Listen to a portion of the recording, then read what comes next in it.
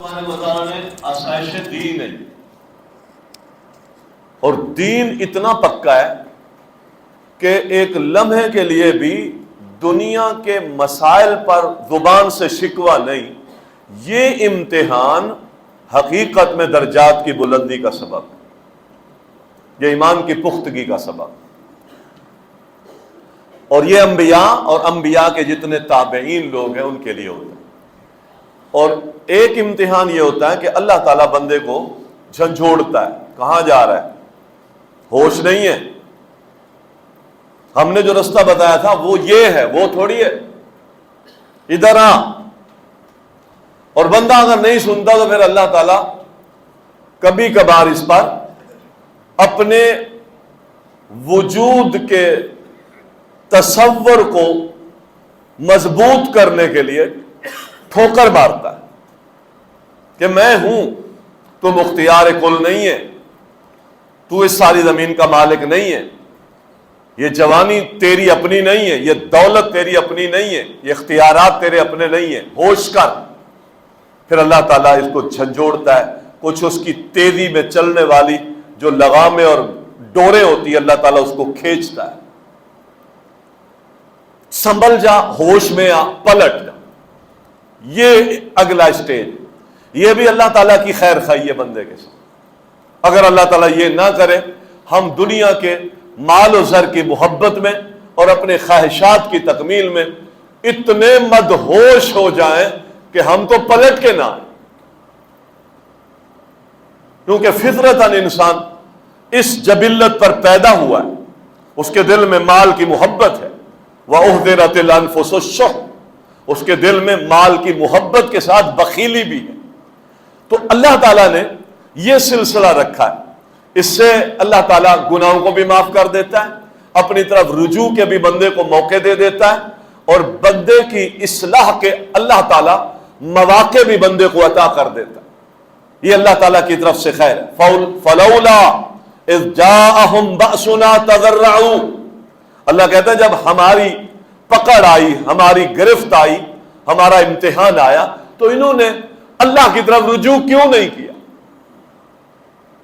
وَلَٰكِنْ قَسَتْ قُلُوبُهُمْ، کیا ان کے دل سخت ہو گئے؟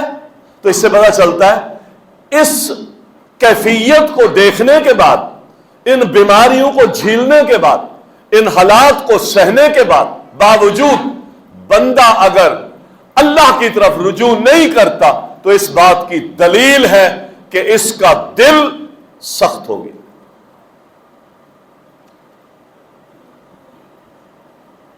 نہیں پلٹا، جھنجھٹوں میں ہے، الجھنوں میں ہے، مدہوش ہے، منہ سے جھاگ نکلتی ہے، معاشرے میں کوئی وسائل سنبھلتے نظر نہیں آتے، حالات ابتر ہیں، لیکن ابھی بھی رب کی چوکھٹ پہ جھکنے کی اس کے اندر کوئی سوچ، کوئی رمق، کوئی رجوع کرنے کی جستجو ابھی بھی پیدا نہیں ہو رہی، تو سمجھ لے اب اس کا دل سخت ہو گیا ہے۔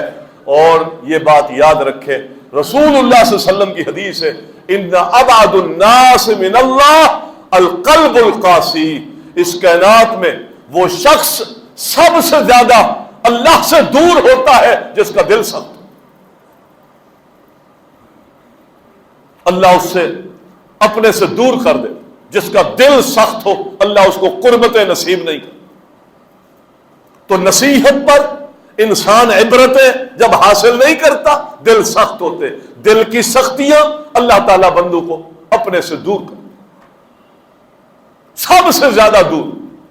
اور مالک بن دینار رحمہ اللہ بہت بڑے محدث ہیں، ان کا ایک قول ہے، فرمایا اس دنیا میں سب سے بڑی سزا اللہ تعالیٰ جو اپنے بندے کو دیتا ہے، سب سے بڑی سزا جو اللہ تعالیٰ اپنے بندے کو دیتا ہے وہ یہ ہے کہ بندے کا دل سخت کر دیتا۔ یہ سزا ہے اللہ، دل سخت ہے۔ اور سب سے بڑا غصہ اس دنیا میں اللہ تبارک و تعالیٰ کا جس پر برس رہا ہوتا ہے، اس کی ایک دلیل یہ ہوگی کہ اللہ تعالیٰ تنزع الرحمت فی قلوب من قلوبہم، اللہ ان کے دلوں سے نرمی ختم کر، دل سے نرمی گئی दिल में सख्ती आ गई, समझो अल्लाह की तरफ से अजाब में भी है और अल्लाह की तरफ से अल्लाह के गजब में भी है। हम अपने दिलों को टटोलें, दिलों की कैफियतों को महसूस करें कि मेरा दिल किस कैफियत का है। कहते हैं बाद लोग, आपके सीने में जो दिल है इसकी तशबीह कब्र में मुर्दे के साथ, कब्र में मुर्दा और सीने में दिल। आपका दिल मुतमैन है, आपका दिल मुतमैन है, नेकी पर लगता है, भलाइयों पर लगता है, अच्छाई की रग़बत है, नेकी करने के बाद सीने में सुरूर महसूस होता है, अल्लाह की मोहब्बत की तरफ दिमाग मायल होता है, गुनाह से नफरत होती है। तो आप समझ लें जब सीने में दिल मुतमैन है, आपकी कब्र मुनव्वर है इंसान।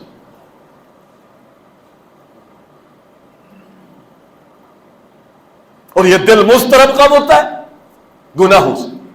दिल बेचैन है, सुकून छिन गया है, मुस्तरब कैफियत है, गुनाहों के उभार उभरते हैं। जब तक नाफरमानी ना कर ले चैन नहीं आता, जैसे खाना ना खा ले सुकून नहीं है।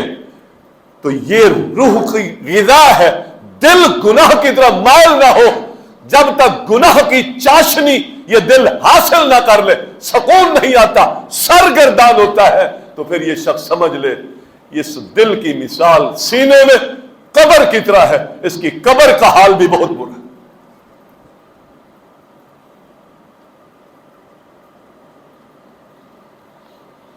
तो ये कस्वतुल कल्ब, दिल की सख्ती मोहतरम भाइयों कब आती है? जब इंसान नसीहत हासिल नहीं कर, खैर के पहलू की तरफ नहीं लगा हुआ, समझे दिल सख्त।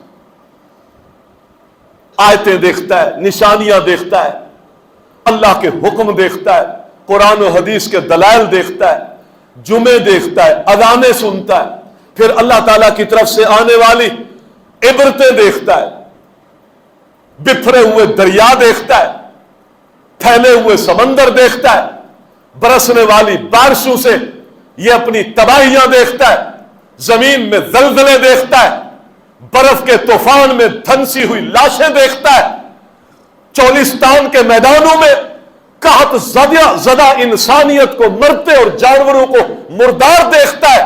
लेकिन दिल नहीं पलटता, डूबती हुई इंसानियत को देखता है, गिरते हुए घरों को देखता है, पिघले हुए टीले की तरह, रेत के भुरभुरे टीले की तरह पिघलती हुई इमारतों को देखता है और बर्बाद होने वाले मर्द बच्चे औरतों की चीखों पुकार को देखता है। किरदार में तब्दीली नहीं आई है, अल्लाह का अज़ाब है, यह अज़ाब है। और यह कब होता है?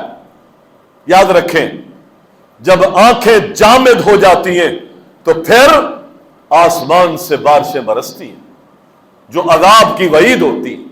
जब दिल बंद हो जाते हैं, बंद बांधे ना हमने दिलों पर, नसीहत असर नहीं करती, बात अंदर नहीं जाती, तब्दीली नहीं आती, दिल जंग आलूद है। जितना कोई खुरचने की, जितना खूबसूरत वाज़ो नसीहत कर करके कोई थक जाए, मेरी रवेश जिंदगी नहीं बदलती। याद रखिए, जब दिलों पर दिल बंद बांध दिए जाते हैं तो फिर दरियाओं के बंद अल्लाह तोड़ता है, फिर वो आबादियों में घुसते, फिर वीरानियां आती हैं, फिर लहलहाती फसलें वीरान होती हैं, फिर जानवरों पर अज़ाब आते, फिर आबादियां तहस नहस होती हैं, फिर बड़े अपने हाथों से बना हुए 2-2 करोड़ के बंगले छोड़ के वहां चौकीदार बिठा के उसको खाली करके रोड पे आना पड़ता है। ये सब अल्लाह मंजर दिखाता है, इबरत हासिल कर, तेरा दिल सब। हमने बड़े टेंट लगाए, हमने बड़े माल जमा किए, बांटेंगे, इंसानियत की मोहब्बत बहुत आ गई है ये सारी चीजें देखकर, लेकिन अल्लाह के घर में आने की तौफीक अभी भी नहीं, जुमे अभी भी नहीं, किरदार में तब्दीलियां अभी भी नहीं है, रातों को उठने का शौक अभी भी पैदा नहीं हुआ, दिल अभी भी उस अल्लाह की तरफ पलटने के लिए नहीं मचला, میں نے یہ لاشیں دیکھی, میں نے یہ بربادیاں دیکھی, فصل و نسل کی تباہیاں دیکھی, لیکن کردار میں تبدیلی لانے کے لیے میں تیار نہیں. اس سے مسئلے حل نہیں ہوتے بھائیو, یاد رکھو. مسئلے حل اللہ کی بارگاہ میں رجوع سے ہوتے. مسئلے حل, آنے والے عذاب کب ٹلتے ہیں؟ یونس علیہ السلام چلے گئے, قوم ڈر گئی, اب یہ چلے گئے جہاں نبی ناراض ہو کے چلا جائے پھر قوم پر ویرانی بربادی آ جاتی ہے.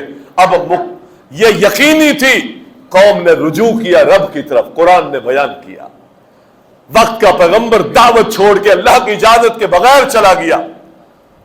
وَظَنُّونَ إِذْ ذَهَبَ مُغَاضِبًا, غصے میں چلا گیا. فَظَنَّ أَن لَّن نَّقْدِرَ عَلَيْهِ, اور اس نے سمجھا میں نے تو بڑا کام کر لیا ہے, میں اب چلا بھی جاؤں تو میرا رب مجھ کو کچھ کہے گا. رب کہتا ہے کس کی اجازت سے گئے؟ ہم نے کہا ہی نہیں. اتنا جلدی تھک گئے, اتنا جلدی اپنی محنت پر اور اس قوم کے گناہوں پر یہ ذہن بنا لیا یہ برباد ہو جائیں گے, میں جا رہا ہوں. ہم نے اس کو آزمائش میں ڈال دیا. قوم نے رجوع کیا تو قوم کو عذاب سے نکال دیا. تیرا رب کہہ رہا ہے رجوع سے قومیں نکلتی ہیں, وہی عیاشیاں ہیں, وہی بےایمانیاں ہیں, وہی مصیبت زدہ قوم کے نام پر لوٹنے کے سلسلے, وہی جعلی اکاؤنٹ ہیں, وہی بےایمانیاں ہیں, وہ سلسلے آج بھی اسی طرح چل رہے. سیلاب کیا آئے محترم بھائیو, ہم تو قرآن تو کہتا ہے سال میں ایک دفعہ, اب تو ہم 4 دفعہ مبتلا ہو رہے ہیں, 4 دفعہ مبتلا ہو رہے ہیں. زلزلہ ہٹتا ہے تو پہاڑوں پہ مری میں برف کے سیلاب, برف کے طوفان آتے ہیں. کیسے انسانیت وہاں ڈوبی ہوئی تھی.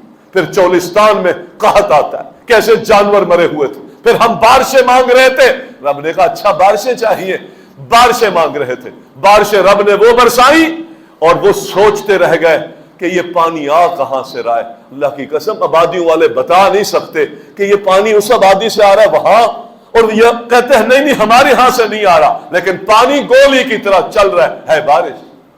یہ تیرے رب کے عذاب ہے.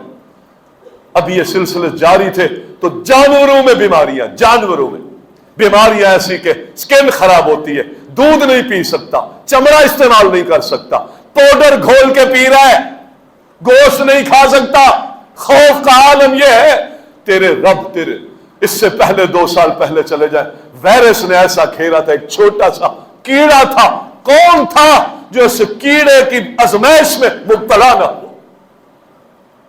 فیکٹریاں بند تھی, اسٹیشن بند تھے, ایئرپورٹ بند تھے, لوگ بند تھے, گھروں میں اکیلے کمرے میں سلام دعائیں بند تھی. رب دکھا رہا تھا یہ نظام میرے ہے, میں بناتا ہوں, میں چلاتا ہوں. اگر تو زوم میں آ جائے اور اللہ کی بغاوت تو پہ اتر آئے, ایک کیڑے کے ذریعے سے ساری کائنات کے نظاموں کو جام کر دوں, کائنات کی کوئی طاقت اس نظام کو چلا نہیں سکتی. رب یہ دکھاتا ہے, مجھے رب سمجھاتا ہے, مجھے بتاتا ہے.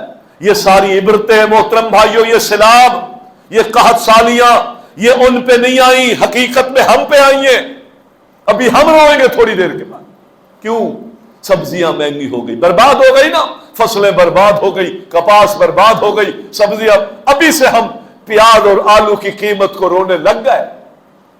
قوموں کے رونے ان مہنگائیوں سے نہیں, اللہ کی طرف رجوع سے ختم ہوتے ہیں.